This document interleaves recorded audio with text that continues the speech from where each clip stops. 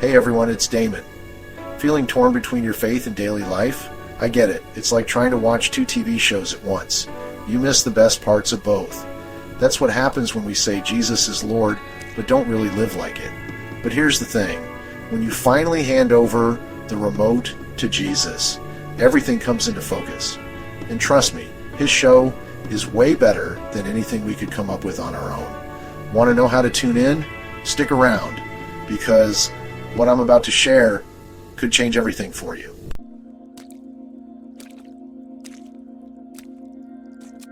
You know, I've been thinking a lot about this whole Jesus is Lord thing lately. It's got me wondering, are we really living like Jesus is in charge of our lives? Or are we just saying it because it sounds good? Here's the deal. I think a lot of us are trying to live two different lives at the same time. We've got our Jesus life, you know, the one where we go to church, maybe say a prayer before dinner, and then we've got our regular life, where we make all our own decisions about money, relationships, and everything else. It is kind of like we are trying to watch two TV shows at once. Have you ever done that? It's crazy. You end up missing the best parts of both shows, right? That's exactly what happens when we try to split our lives between Jesus and ourselves. I'll be honest with you, I used to think I was doing pretty good in the whole Christian life thing. I mean, I went to church most Sundays, I prayed, well, sometimes. But then I had this moment where I realized something was off. It is like I had Jesus in this neat little box, and I'd take him out when it was convenient. But the rest of the time, I was calling all the shots. And you know what? I'm not alone in this. So many Christians feel the same way. We're all trying to balance this tightrope between following Jesus and doing our own thing. It's exhausting, isn't it? Think about it. How often do we make decisions without even considering what Jesus would want? We stress about money, lose sleep over our careers, and worry about our relationships. But if Jesus is really our Lord, shouldn't he be involved in all of that? But here's where it gets interesting. What if we could stop this exhausting back and forth and really let Jesus be in charge? I know it sounds scary. Letting go of control is not easy. But the first step is recognizing where we're holding back.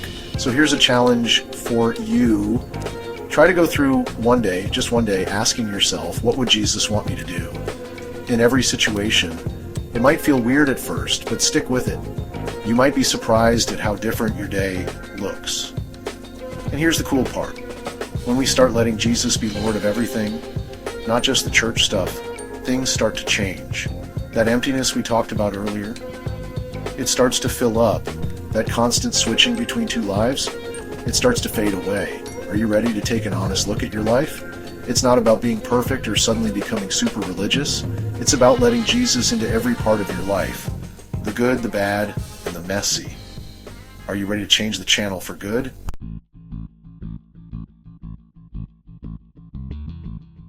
Ever feel like you're drowning in stress, carrying the weight of the world on your shoulders? I bet you have. It's crazy how we do this to ourselves, isn't it?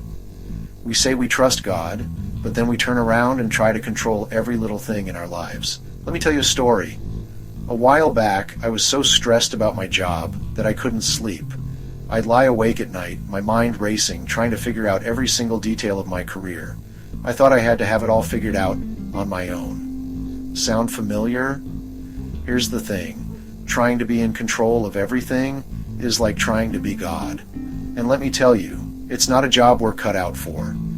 It's exhausting, isn't it? Always worrying, always planning, always trying to make everything perfect.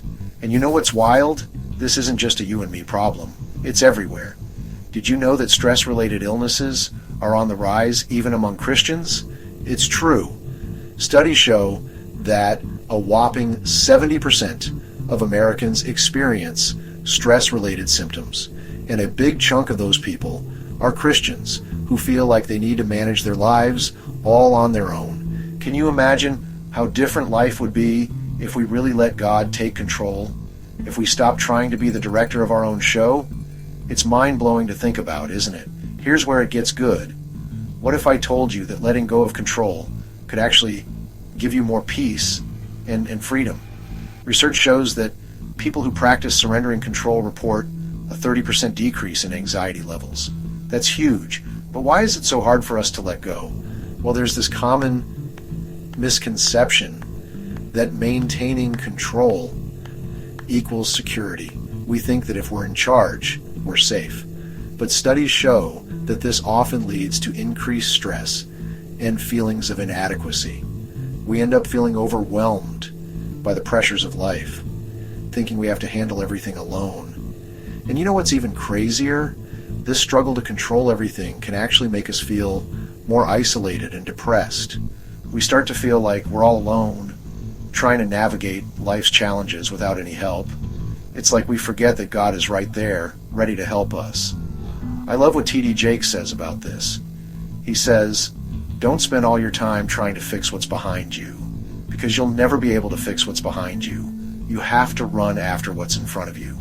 Isn't that powerful? It's like he's saying, stop trying to control everything in your past and present. Focus on the future God has for you. So here's the deal. The second step to making Jesus Lord is admitting we can't do it all on our own. It's about recognizing that we're not meant to carry the weight of the world on our shoulders. We're not designed to play God in our own lives. Are you tired of being exhausted all the time? Are you sick of feeling like everything depends on you? Well, stick around, because what's coming next might just change your life.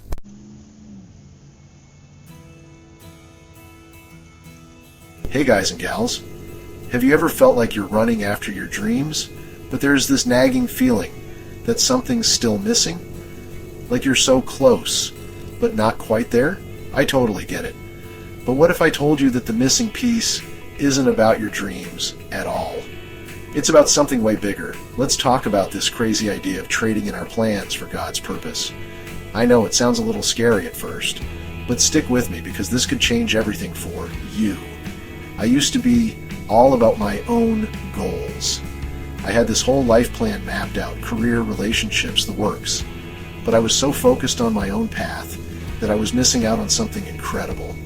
It's like I was playing a game on easy mode when God had this epic adventure waiting for me. Did you know that people who live with a sense of purpose are actually happier?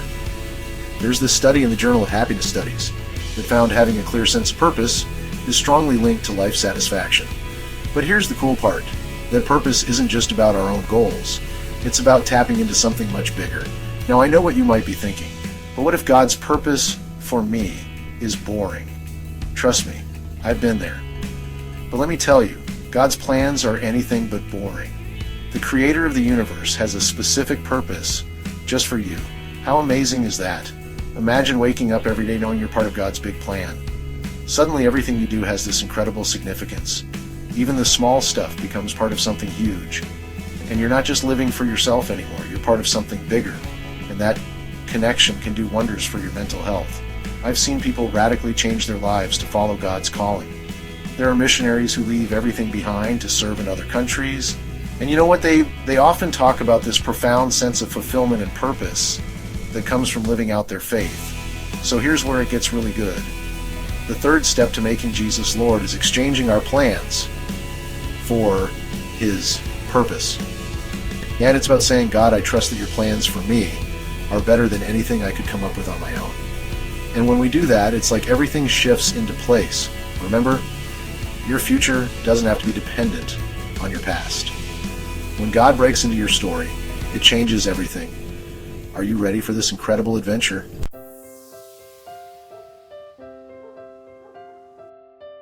Wow, what an incredible promise. Imagine waking up tomorrow morning, and instead of immediately checking your phone, you take a deep breath and say, Jesus, what do you want me to do today? It sounds so simple, but it's a total game changer. When we say Jesus is our Lord, it's not just about going to church on Sundays or saying a quick prayer before meals. It's about letting Him into every single part of our lives, the way we spend our money, how we treat our neighbors, even the shows we watch on Netflix. It's crazy how many areas of our lives Jesus wants to be involved in. I used to think being a good Christian was all about following rules, but then I learned it's about so much more. It's about having a relationship with Jesus, where He's truly in charge. And let me tell you, It's not always easy, but it's always worth it. Think about it.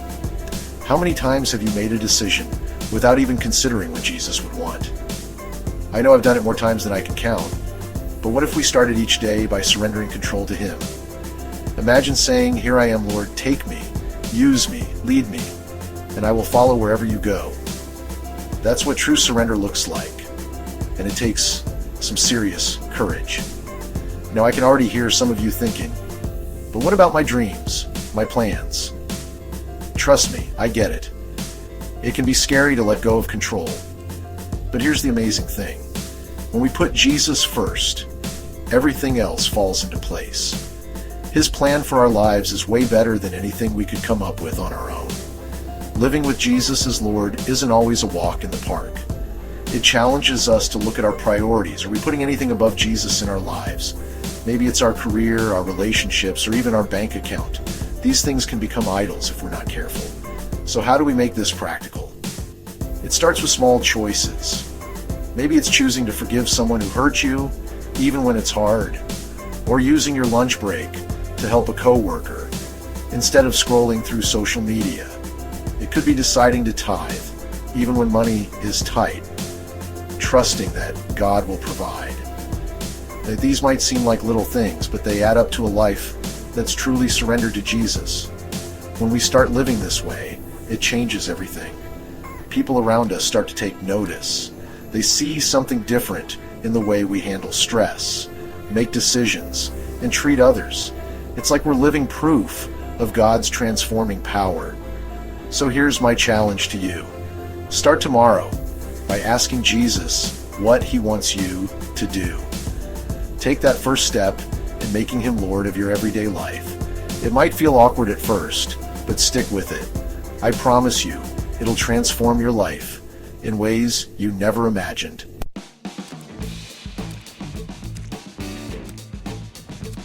Hey everyone, let's recap what we've learned. Surrendering to Jesus is like handing over the keys to your life's car. It's a total transformation. When we let Him take control, we discover the peace and purpose we've been searching for. I know it's tough to let go, so here's your challenge. Think of one thing you're holding back. It could be your job, a relationship, or a fear. Pray about it and ask God for strength to surrender it. When Jesus truly becomes Lord of our lives, everything changes. His plan is way better than ours. Are you ready for the amazing adventure God has planned? Let's start this journey together and see what incredible things He has in store for you. Stay blessed by the best.